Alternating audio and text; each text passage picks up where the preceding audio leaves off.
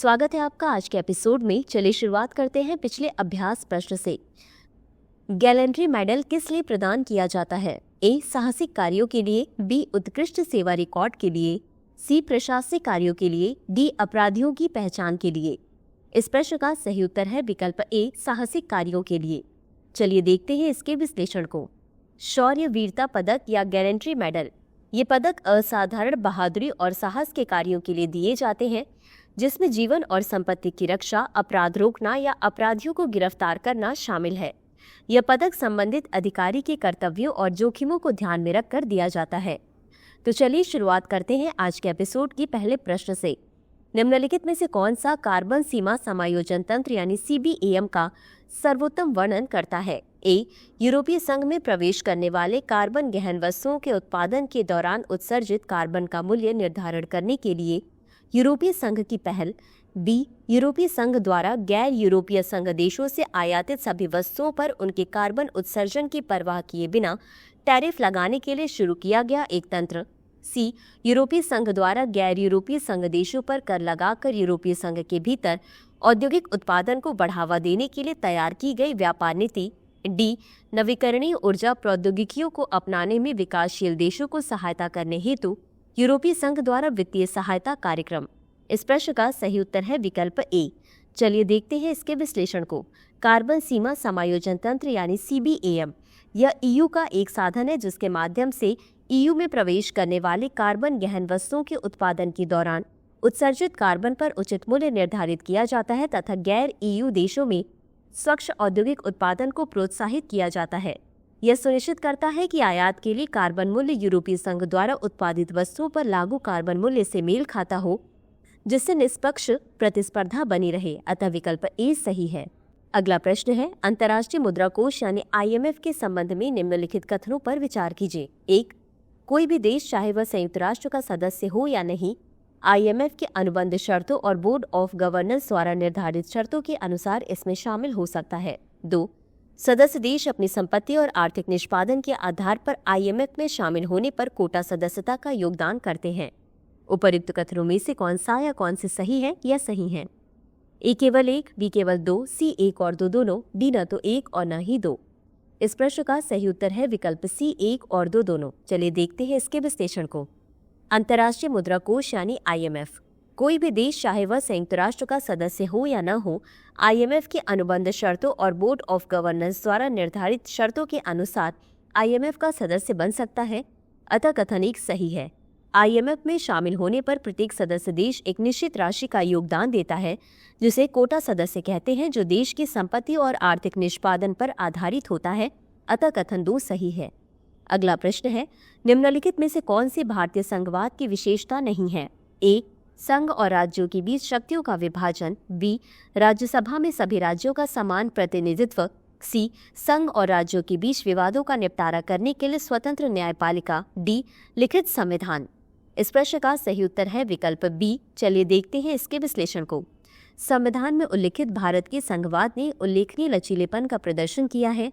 संविधान में संघीय विशेषताओं जैसे शक्तियों का विभाजन, लिखित संविधान और स्वतंत्र न्यायपालिका को एक मजबूत केंद्रीय प्राधिकरण, आपातकालीन प्रावधानों और केंद्र द्वारा नियुक्त राज्यपालों जैसी एकात्मक विशेषताओं के साथ प्रभावी ढंग से संयोजित किया गया है।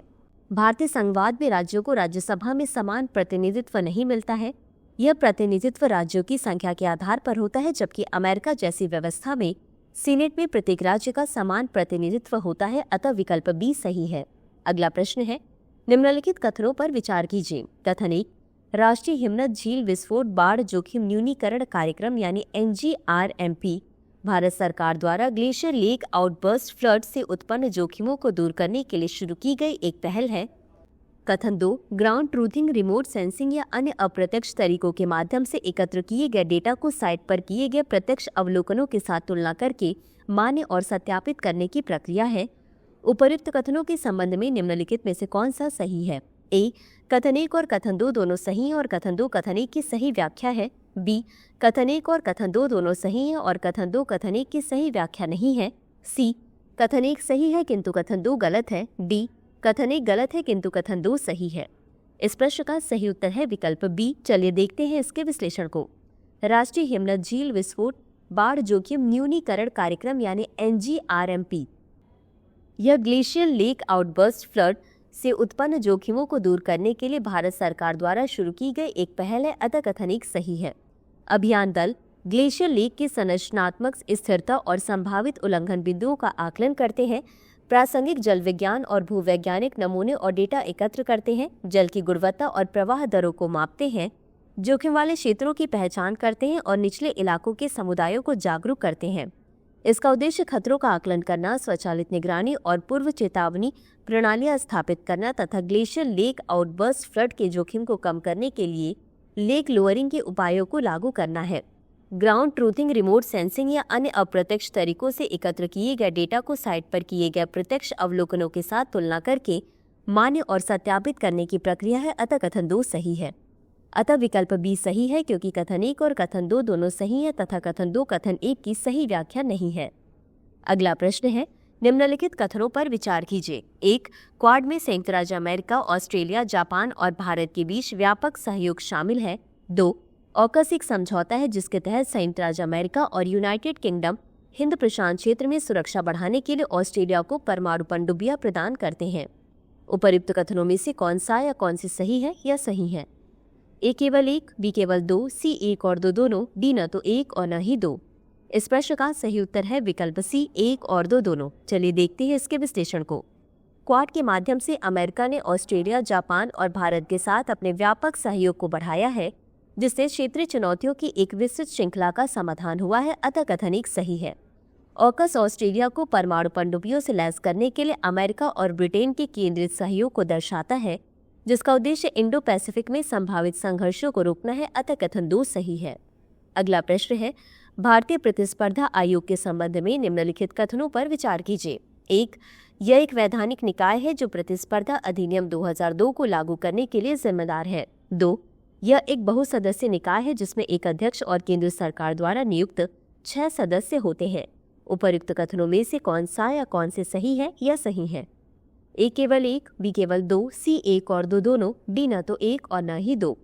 इस प्रश्न का सही उत्तर है विकल्प सी 1 और 2 दोनों। चलिए देखते हैं इसके विश्लेषण को। भारतीय प्रतिस्पर्धा आयोग यानी CCI यह प्रतिस्पर्धा अधिनियम 2002 को लागू करने के लिए जिम्मेदार एक वैधानिक निकाय है, अतः कथन 1 सही है।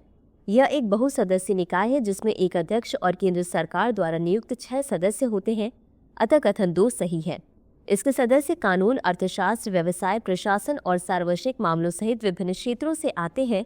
अध्यक्ष एवं अन्य सदस्य पूर्णकालिक सदस्य होंगे। आयोग विभिन्न प्रभागों के माध्यम से कार्य करता है तथा अपने कार्यों को प्रभावी ढंग से करने के लिए पेशेवरों की एक टीम नियुक्त करता है। अगला प्रश्न है, समान नागरिक संहिता यानी UCC के संबंध में निम्नलिखित कथनों पर विचार कीजिए। 1. समान नागरिक संहिता को संविधान के अनुच्छेद 44 में राज्य की नीति के निर्देशक तत्व के भाग के रूप में रेखांकित किया गया है। 2. उत्तर प्रदेश स्वतंत्र भारत का ऐसा पहला राज्य बन गया है जिसने समान नागरिक संहिता को अपनाया है। उपर्युक्त कथनों में से कौन सा या कौन से सही है या सही है? ए केवल 1, बी केवल 2, सी 1 और 2 दोनों, डी न तो 1 और न ही 2। इस प्रश्न का सही उत्तर है विकल्प ए केवल 1। चलिए देखते हैं इसके विश्लेषण को। समान नागरिक संहिता की अवधारणा का उल्लेख भारतीय संविधान के अनुच्छेद 44 में राज्य की नीति के निर्देशक तत्व के रूप में किया गया है, जहां कहा गया है कि राज्य भारत के समस्त राज्य क्षेत्र में नागरिकों के लिए एक समान नागरिक संहिता सुनिश्चित करने का प्रयास करेगा, अतः कथन 1 सही है। हालांकि यह ध्यान रखना महत्वपूर्ण है कि यह कानूनी रूप से प्रवर्तनीय अधिकार नहीं है, बल्कि राज्य के लिए एक मार्गदर्शक सिद्धांत है। उत्तराखंड स्वतंत्र भारत का पहला राज्य बन गया है जिसने समान नागरिक संहिता को अपनाया है। हालांकि यह ऐसा करने वाला पहला राज्य नहीं है, क्योंकि गोवा में पुर्तगाली शासन के समय से ही यह लागू है, अतः कथन 2 सही नहीं है। इससे पहले गोवा भारत का एकमात्र राज्य था जहां वर्ष 1867 की पुर्तगाली नागरिक संहिता के अनुसार समान नागरिक संहिता लागू थी। अगला प्रश्न है, निम्नलिखित कथनों पर विचार कीजिए। 1. संविधान के अनुच्छेद 245 के तहत राज्य विधानमंडल द्वारा बनाए गए कानून केवल राज्य क्षेत्र तक ही लागू होते हैं। 2.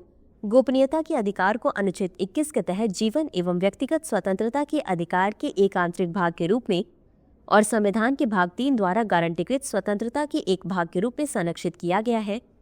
उपर्युक्त कथनों में से कौन सा या कौन से सही नहीं है या नहीं है? ए केवल 1, बी केवल 2, सी 1 और 2 दोनों, डी न तो 1 और न ही 2।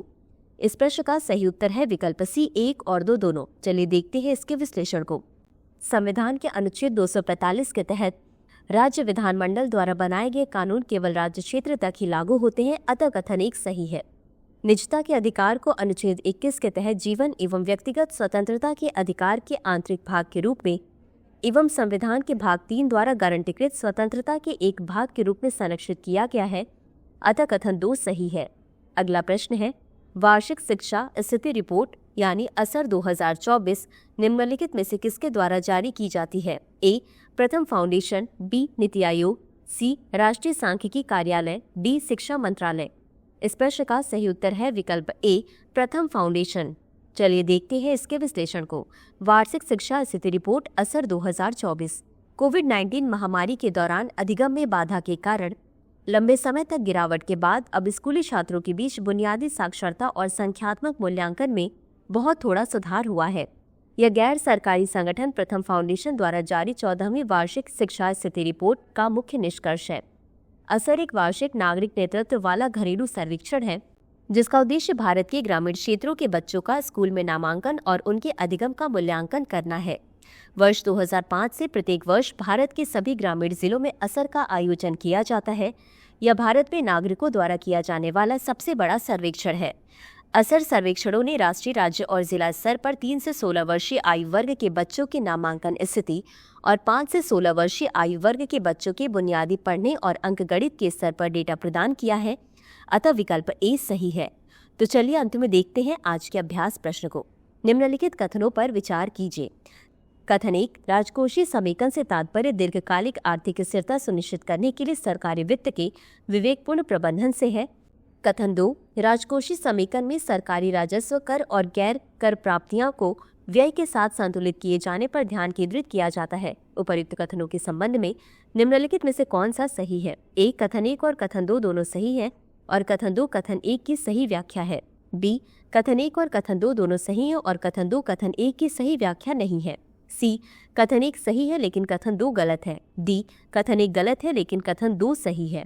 इस प्रश्न का उत्तर कमेंट बॉक्स में जरूर दें। आज के लिए बस इतना ही। धन्यवाद। डियर व्यूअर्स, अपने एग्जाम की तैयारी को और बेहतर करने के लिए हमारे चैनल को लाइक, शेयर और सब्सक्राइब करना न भूलें।